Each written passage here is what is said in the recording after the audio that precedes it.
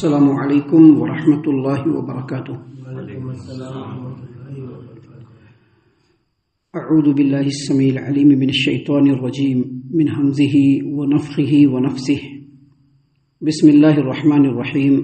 قالت احداہما یا ابت استأجرہ ان خیر من استأجرت القوی الامین۔ قال انی اريد ان انکحک احدى ابنتي هاتين على ان تأجرني 8 حجج فإن أتممت 10 فمن عندك وما أريد أن أشق عليك ستجدني إن شاء الله من الصالحين۔ قال ذلك بيني وبينك أيما الأجلين قضيت فلا عدوان علي والله على ما نقول وكيل۔ محترم سامعین کرام، سورۃ القصص سورہ نمبر 28 اور اسی صورت سے بھی آپ کے سامنے ہے آیت نمبر 26، 27 اور 28، 26، 27، 28، یہ چند آیات ابھی آپ کے سامنے تلاوت کی گئی۔ سامعین کرام، سورۃ القصص ہے اور موسیٰ علیہ السلام کا قصہ حق کے ساتھ اللہ تبارک و تعالیٰ یہاں پر بیان فرما رہے ہیں، جو کنٹینیو آپ کے سامنے ہے۔ یہ ساری تقریریں مکہ والوں کے سامنے ہو رہی ہے جو پہلی مرتبہ نازل ہوئی، اور الحمدللہ انہی آیات کو آج ہم پڑھ رہے ہیں، ان کے ترجمہ اور تفسیروں پہ غور و فکر کر رہے ہیں، اور اس سے اللہ کی توفیق سے نصیحت حاصل کرنے کی بھی کوشش کر رہے ہیں۔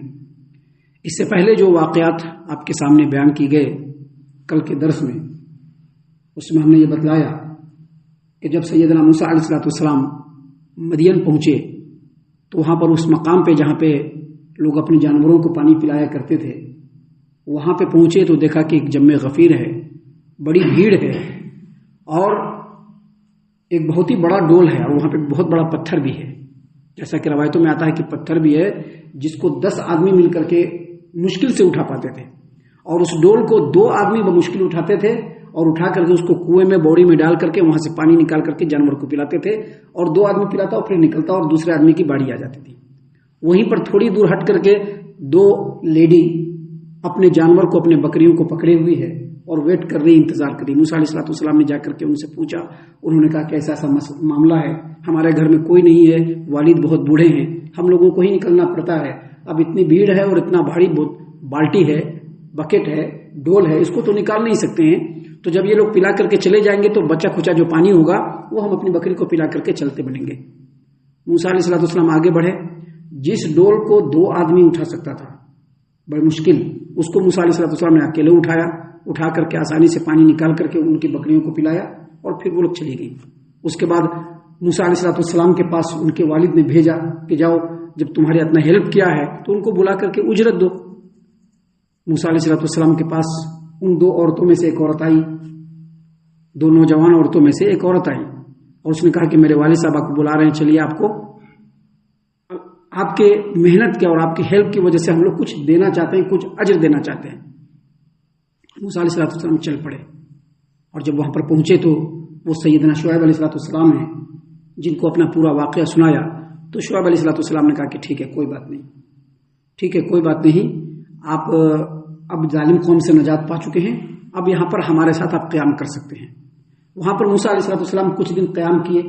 اب کچھ دن قیام کرنے کے بعد لوگوں کو تجربہ ہو جاتا ہے کیسے آدمی ہے، کیونکہ کسی بھی آدمی کے بارے میں سن کر کے آپ اس کے بارے میں ججمنٹ نہیں کر سکتے۔ اس کے بارے میں ججمنٹ کب کر سکتے ہیں آپ؟ جب اس کے ساتھ رہ کر کے اس کو دیکھیں گے، اس کو سمجھیں گے، تو سمجھ میں آئے گا کہ یہ کیسا آدمی ہے۔ تو ایسے ہی موسیٰ علیہ السلام وہاں پر کچھ دن رہے تو ان لوگوں کو پتہ چل گیا کہ بہت ہی شریف ہے، امانت دار ہیں، مضبوط آدمی ہیں۔ تو اللہ تبارک و تعالیٰ نے یہاں پر بیان فرمایا، قالت احداہما یا ابت استأجر ان خیر من استأجرت القوی الامین۔ ان 2 لڑکیوں میں سے ایک لڑکی نے کہا کہ ابا جان، اس کو آپ اجرت پہ رکھ لیجئے۔ اجرت پہ رکھتے ہیں نا، کام کرنے کے لیے اسٹاف رکھتے ہیں، گھر میں دکان میں کام کرے گا، اس کو اجرت کے طور پر یہ دیا جائے گا، تو اجرت کے طور پر آپ ان کو رکھ لیجئے۔ بے شک وہ آدمی جس کو اجرت پر رکھنا سب سے بہتر ہے وہ آدمی ہے جو امانت دار ہو اور طاقتور ہو۔ سامعین کرام، یہ جو آیت کریمہ ہے، اس آیت کریمہ کی تفسیر میں بہت سارے مفسرین، مثلا سیدنا عمر بن خطاب رضی اللہ عنہ امیر المومنین، اسی طرح سے سیدنا عبداللہ بن عباس رضی اللہ عنہما، اسی طرح سے امام ابو قتادہ، امام سعید بن جبیر اور دیگر مفسرین نے یہ کہا ہے کہ جب اس لڑکی نے اپنے باپ سے کہا، ان دونوں لڑکیوں میں سے کہا جاتا ہے کہ یہ وہ لڑکی جو موسیٰ علیہ السلام کو بلانے کے لیے گئی تھی، دو بیٹیاں، ان میں سے وہ لڑکی جو موسیٰ علیہ السلام کو بلانے گئی تھی، اسی لڑکی نے جب یہ بات کہی تو ان کے والد شعیب علیہ السلام نے پوچھا کہ تم کو کیسے پتہ چلا کہ یہ بہت مضبوط اور امانت دار ہے؟ کہا کہ ابا جان، جب یہ پہلی مرتبہ ہم لوگوں کو ملے تھے پانی پلانے کی جگہ پہ، تو وہاں پہ ایک بڑا پتھر تھا جس کو بمشکل 10 آدمی اٹھا کر کے تھوڑا سا ٹس سے مس کر سکتے تھے، اس ایک پتھر کو اس نے اکیلے اٹھا کر کے ادھر سائڈ کر دیا۔ کسی نے پتہ چل گیا کہ بہت ہی طاقتور اور توانا ہے۔ اور امانت داری کی جہاں تک بات ہے، جب میں ان کو بلانے کے لیے گئی اور میں جب ان کو واپس لے کر کے آ رہی تھی تو رستے میں آگے آگے چل رہی تھی۔ جب میں آگے آگے چل رہی تھی، انہوں نے کہا کہ تم ایک کام کرو، تم پیچھے چلو اور میں آگے چلوں گا، اور اگر رستہ ادھر ادھر ہو تو پتھر مار کر کے مجھ کو بتلانا کہ دیکھو ادھر رستہ نہیں، ادھر رستہ ہے۔ تو اس سے یہ پتہ چلا کہ یہ انتہائی امانت دار بھی ہے۔ لہذا یا ابت استاجر ہو، اے میرے ابا جان، آپ اس آدمی کو اجرت پر رکھ لیجئے۔ ان خیر من استاجرت القوی الامین، بے شک بہترین وہ شخص جس کو اجرت پر رکھا جائے وہ ہوگا جو انتہائی توانا اور بہت ہی مضبوط ہوگا۔ محترم سامعین اکرام، اس سلسلے میں ایک اور روایت ہے جس کو امام حاکم نے اپنے مستدرک کے اندر روایت کیا ہے۔ سیدنا عبداللہ بن مسعود رضی اللہ عنہ روایت کرتے ہیں کہ 3 آدمی سے زیادہ فراست والا اس روئے زمین پر کوئی نہیں گزرا ہے۔ پہلا فراست والا آدمی سیدنا ابو بکر صدیق رضی اللہ عنہ، جنہوں نے اپنے زمانے خلافت میں اپنی زندگی میں ہی عمر رضی اللہ عنہ کو خلیفہ بنا دیا، یہ سب سے فراست والے آدمی۔ دوسرے فراست والے وہ آدمی جو عزیز مصر، جس نے اپنے بیوی کو سیدنا یوسف علیہ السلام کے بارے میں جب وہ غلام بن کر کے ان کے پاس آئے تھے کہا تھا اکرمی مسوا ہو، اس آدمی کو عزت و آبرو کے ساتھ رکھ لو۔ اور تیسری وہ لیڈی جس نے موسیٰ علیہ السلام کے بارے میں اپنے والد سے کہا کہ اے میرے ابا جان، اس آدمی کو اجرت پر رکھ لیجئے، کیونکہ بہترین اجرت پر وہ آدمی ہوتا ہے جو مضبوط بھی ہو اور امانت دار بھی ہو۔ اس سے مفسرین نے یہ بھی کہا ہے کہ اگر کسی کو ملازمت پر رکھنا ہے تو ملازمت پر رکھنے سے پہلے 2 باتوں کو دیکھنا ضروری ہے۔ پہلی بات یہ کہ جس چیز کے لیے اس کو ملازمت پر رکھ رہے ہیں دیکھیں کہ وہ اس کا اہل ہے کہ نہیں۔ آج کل اہلیت نہیں دیکھی جاتی ہے، دیکھی جاتی ہے کہ وہ کتنا میرا فرما بردار رہے گا، کتنا میرے اٹھنے بیٹھنے میں رہے گا، کتنا میرے یس میں یس کرے گا، کتنا میرے نو میں نو کرے گا۔ آج کل یہ دیکھا جاتا ہے، لیکن اس آیت کریمہ کی روشنی میں اہل علم نے کہا ہے کہ اگر کسی کو اجرت پر رکھنا ہو تو 2 چیزوں کا دیکھنا ضروری ہے۔ پہلی بات یہ کہ وہ آدمی جس کام کے لیے رکھا جا رہا ہے اس کام کی اہلیت اور قابلیت رکھتا ہے یا نہیں رکھتا ہے، اس کا تجربہ اس کے پاس ہے یا نہیں، اور اگر وہ محنت والا کام ہے تو اس کے پاس وہ طاقت اور قوت ہے کہ نہیں کہ وہ محنت کر سکتا ہے، یہ پہلی بات۔ اور دوسری بات، وہ امانت دار اور دیانت دار ہے کہ نہیں، کیونکہ دنیا پرست آدمی جو ہوگا، یس میں یس کرنے والا چاپلوس جو آدمی ہوگا، وہ کبھی بھی دیانت دار نہیں ہو سکتا ہے، وہ کبھی بھی دیانت دار نہیں ہو سکتا ہے۔ اس آیت کریمہ کی روشنی میں اہل علم نے یہ بات بتلائی ہے۔ محترم سامعین کرام، اس کے بعد جب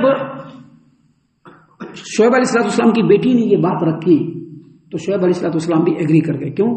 کیونکہ اب آدمی تو چاہیے کام کرنے کے لیے، گھر میں 2 عورتیں ہیں، 2 لیڈی ہیں، وہ تو گھر باہر بھیتر اتنا کر نہیں سکتی ہیں، ایک آدمی رہے گا تو ہیلپ ہوگا، لیکن گھر کے حالات بھی ٹھیک نہیں ہیں، گھر کے حالات اتنے نہیں کہ ملازم کو اجرت دیا جائے، تو شعیب علیہ السلام نے سوچا کہ رکھ لیا جائے۔ لیکن رکھنے سے پہلے انہوں نے ایک اور بات خیال کیا کہ گھر میں 2 لیڈی ہے، اب کیا کرنا چاہیے، تو انہوں نے موسیٰ علیہ السلام کے سامنے پرپوزل رکھا۔ کیا پرپوزل رکھا؟ اللہ نے فرمایا قال، شعیب علیہ السلام نے کہا انی اريد ان انكحك احدى ابنتي هاتين۔ شعیب علیہ السلام نے کہا کہ موسیٰ، بے شک میں چاہتا ہوں کہ میری جو یہ 2 بیٹیاں ہیں ان میں سے کسی ایک سے تم شادی کر لو، نکاح کر لو، کیونکہ میں نے بتلایا کہ ضرورت بھی ہے اور وقت اور حالات کا تقاضا بھی ہے، کیونکہ گھر میں 2 لیڈی ہے اور اگر اجرت پر رکھنا ہے تو اس کے لیے ضروری ہے کہ نکاح کر دیا جائے کا۔ تو انہوں نے پرپوزل رکھا، اور پرپوزل جو رکھا اس کے لیے جو شرط بنایا وہ شرط یہ بنایا کہ الا ان تأجرنی 8 حجج، میں آپ سے اپنی بیٹی میں سے کسی ایک کا نکاح کر دوں گا، آپ اس کو اپنی نکاح میں لے لیجئے، اس شرط پر کہ آپ کو 8 سال تک میرے یہاں کام کرنا ہوگا۔ کتنے سال تک؟ 8 سال تک میرے یہاں کام کرنا ہوگا۔ آگے اللہ تبارک و تعالیٰ نے مزید فرمایا کہ شعیب علیہ السلام نے کہا فَإِنْ أَتْمَمْتَ 10 فَمِنْ عِنْدِكَ، 8 سال تک میری طرف سے شرط ہے، 8 سال تک میری طرف سے شرط ہے، لیکن اگر آپ 8 کے بجائے 10 سال تک اجرت کریں گے تو یہ مہربانی ہوگی۔ مزید کہا وما اريد ان اشق عليك، میں کوئی زور زبردستی نہیں کر رہا ہوں۔